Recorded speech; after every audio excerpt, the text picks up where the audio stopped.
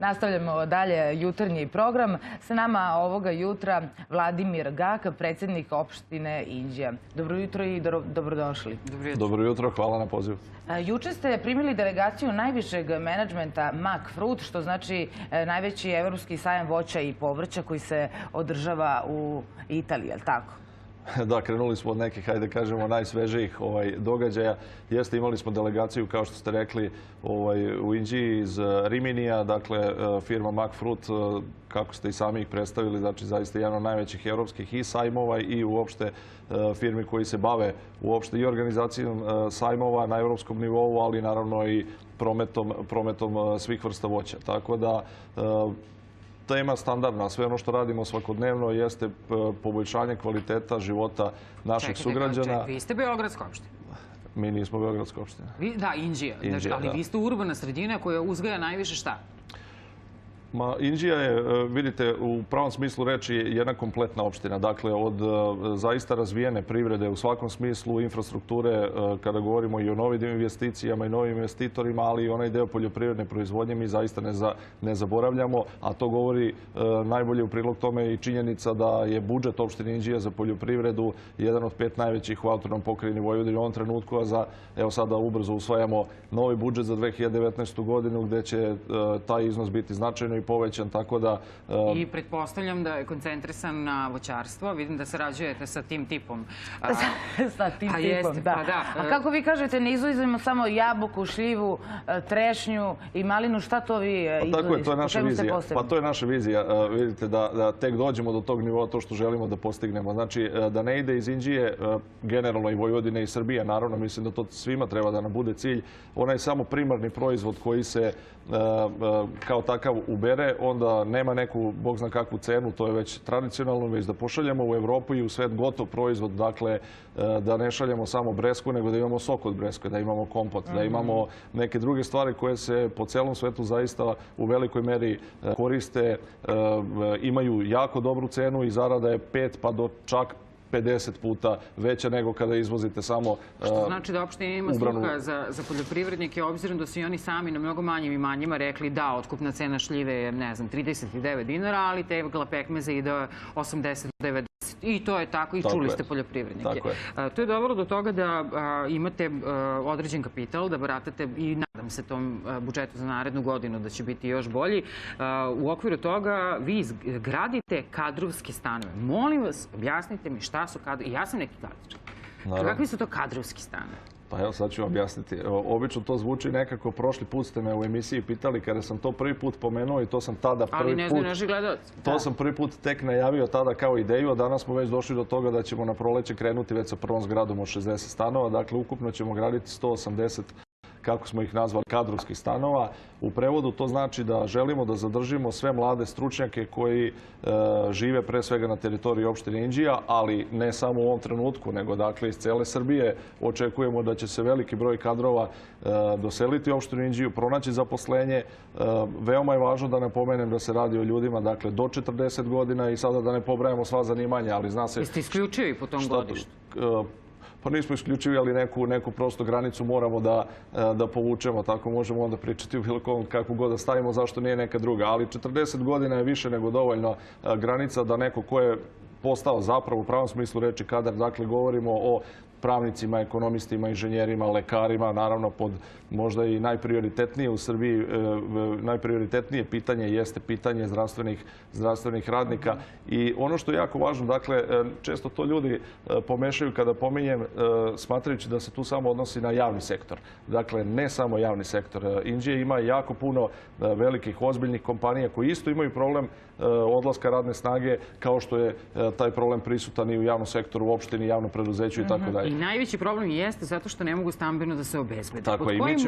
Pod kojim uslovima oni mogu da dođu do kadrovskog stana? Mi ćemo na ovaj način rešiti sigurno primarni problem, a to jeste odlazak kadrova iz Inđije. Jel vi to njima dajete na upotrebu? Da li dajete na otkup pod određenim uslovima? Davat će se stanovi na korišćenje, naravno bit će sistem bodovanja i sve ostalo, sada da ne dužimo emisiju o tome, ali to je ne samo šansa za otkup. Dakle, svako ko dobije stan na korišćenje i ispuni taj ugovor da se zadrži na teritoriji opštine Inđija sa radnim mestom 22 godine, za nekoliko hiljada evra, posle 22 godine će moći da otkupi taj stan i da reši zaista... Tada će imati taj 62, taj na gornjoj granici će... Neće imati 62, niste dobro računali. Dakle, ajde da računamo ponovno. Gledajte. Imam 40 godina i došla sam u Inđiju da budem lekar. I vi mi date stan? Nemoj, ostani. Ajde da pričamo i onim drugima koji recimo završe fakultet sa 26 godina i počnu da rade kao kadar u bilo kojoj bilo firmi. Dakle, sa 22 godine oni imaju ukupno onda 48 godina, već su rešili stambeno pitanje, stekli su jedno veliko znanje i od 48. do 65. godine, koliko je granica danas za starosnu penziju, još punih 17 godina rada. Dakle, a rešio je stambeno pitanje, živeo je ugodno, imao je sigurnost, mogao je da širi porodicu. Dakle, stanovi će biti od nekih 65 do 80 metara kvadratnih. Dakle, govorimo zaista jednom ozbiljnom projektu i kada završimo, ovo sam započeo pa nisam dovršio misao, prekinuli ste me. To je običajno za vidite, imamo situaciju da, kao što sam rekao, to se neće odnositi samo na javni sektor. Dakle, meni kao predsjedniku opštine koji želim da zaustavim odlazak mladih ljudi iz Inđije je potpuno svejedno da li je neko iz Inđije otišao iz privatnog ili javnog sektora. Norvešku, Nemačku, nebitno je. Australiju, on je otišao. Mi želimo da zadržimo i svaka firma će moći da sa teritorije opštine Inđije participira u izgradnji ovih stanova i da kao takvi imaju mogućnost da reše pitanje kadrova za svoja 2, 3, 4, 5 inženjera, lekara, ekonomista ili već... Vama je svakako cilj da privučete investitore, pa na kakvom ste putu kada govorimo o tome? Mislim da zaista možemo da se pohvalimo u prethodne 2 godine, odnosno čak manje od 2 godine. Mi smo primarno u celosti završili industrijsku zonu opštine Inđija. Dakle, govorimo o parceli od 97 hektara koja je infrastrukturno u celosti opremljena. Dakle, struja, voda, gas, kanalizacija, telekomunikacija i asfalt do svake parcele. I to je već dalo rezultate ozbiljne. 9 ugovora, 9 novih investicija i u posljednje 2 godine potpisano.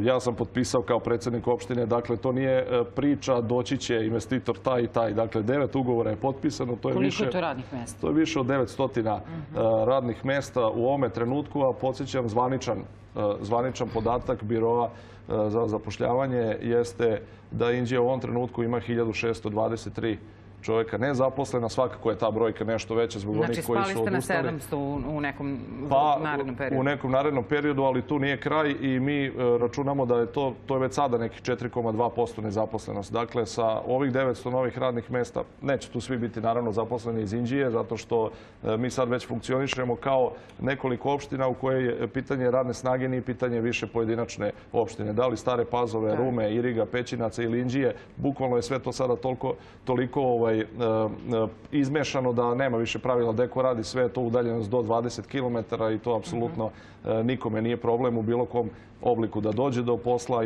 ili se vrati sa posla. Ali ono što želim da još istaknem, mi očekujemo još velikih, ali zaista velikih investicija.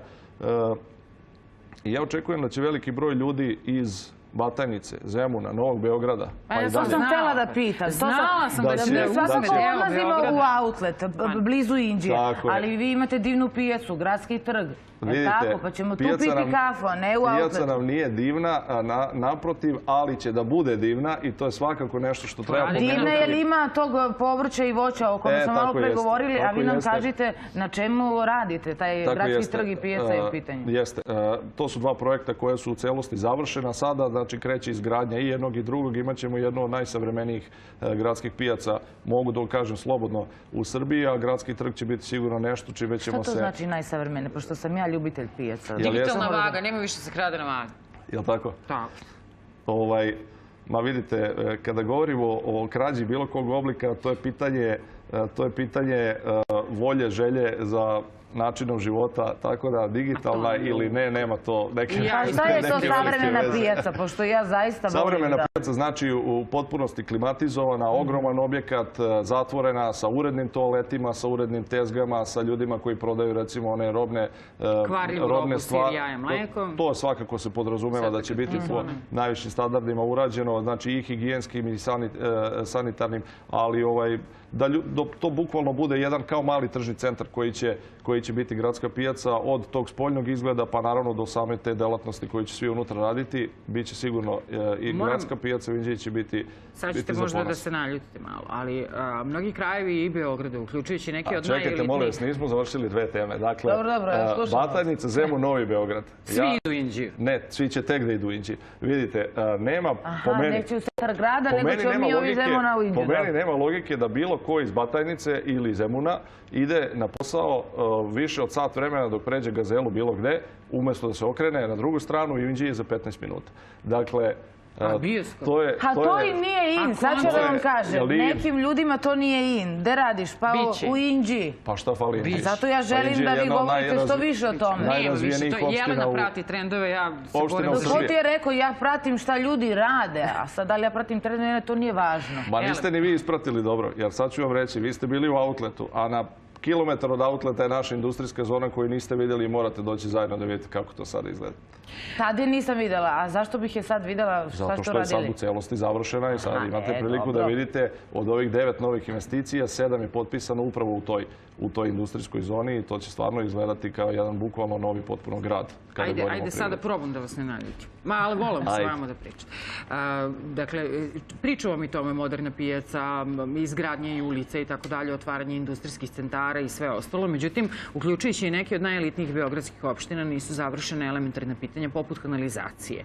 Dakle, neke čak i od najskupljih kvadratura u Srbiji još uvek funkcionišu ili po sistemu stare kanalizacije koje je potrebna restauracija ili po sistemu septičkih jama. Kako stoji Inđija pod tim osnovnim pitanjima? Evo, što se tiče i Beograda i ostalih opština, znam, pošto sa kolegama sam svakodnevno, znam da svi rade na tome i nešto što se nije radilo 50-60 godina se ne može raditi za nekoliko godina, ali evidentno je da se radi.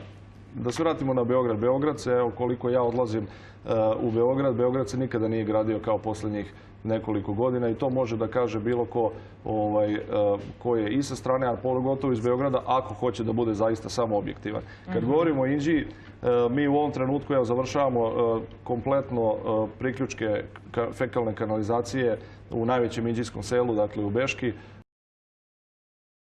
priključena i to će bukvalno biti gotovo za 2 nedelje. Maltene su radovi već završeni. To je investicija od nekih 60 miliona dinara koja je u celosti finansirana iz budžeta opštine Inđija.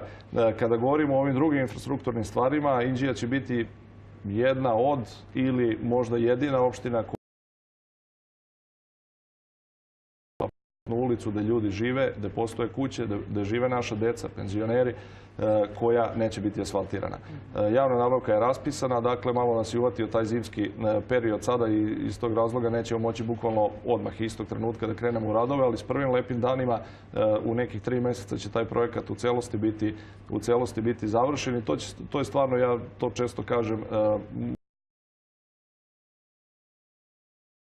mi radimo i verovatno koji ćemo... Eto vidite, mogli ste skupiti lepe političke poene, da krenete sad i da stanete s radovima zbog hladnoće i kažete uhvatilo nas, što je neobično za decembar. Dobro, mi kad pričamo o Inđiji, kad pričamo o odnosu sa našim sugrađanima, mi se ne bavimo politikom, mi se trudimo da zaista odgovorno vršimo funkcije na kojima se nalazimo. Ako to naši građani prepoznaju u nekim narednim periodima ili kako to kada se priča o funkcijama se radi na izborima, mi ćemo biti zadovoljni i naravno to će dati neki novi podstrek, ali ubeđen sam zaista u ogromnu podršku i posle nekih narednih izbora. Skupili ste 3000 ljudi.